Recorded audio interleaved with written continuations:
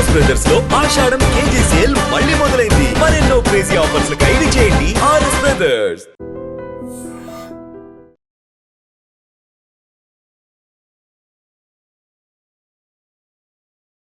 June 30వ తారీఖు నాడు Bharatiya Janata party సభ్యత్వానికి రాజీనామా చేసినటువంటి విషయం మీ అందరికీ కూడా తెలిసిందే. అయితే వారు శాసనసభ్యులుగా ఉన్న నేపథ్యంలో వారి రాజీనామా లేఖను అప్పటి పార్టీ అధ్యక్షులు శ్రీ కిషన్ రెడ్డి గారు జాతీయ పార్టీకి పంపించడం జరిగింది. జాతీయ పార్టీ గత అనేక సార్లు కూడా రాజా సింగ్ గారు వారే పార్టీకి సస్పెండ్ చేసినా కూడా అనేక సార్లు వారిని మళ్ళీ పార్టీలోకి తీసుకోవడం జరిగింది.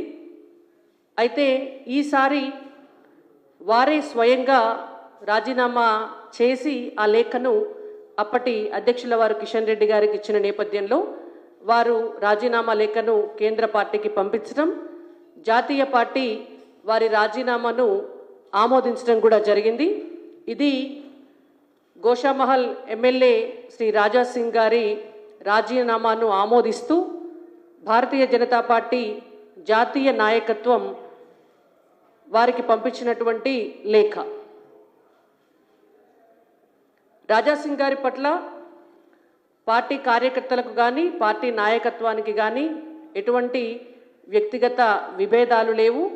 కేవలం క్రమశిక్షణ రాహిత్యం అనేటువంటి అంశం నేపథ్యంలోనే వారే రాజీనామా చేసిన నేపథ్యంలోనే ఈ రాజీనామాను ఆమోదించడం జరిగింది. ధన్యవాదాలు.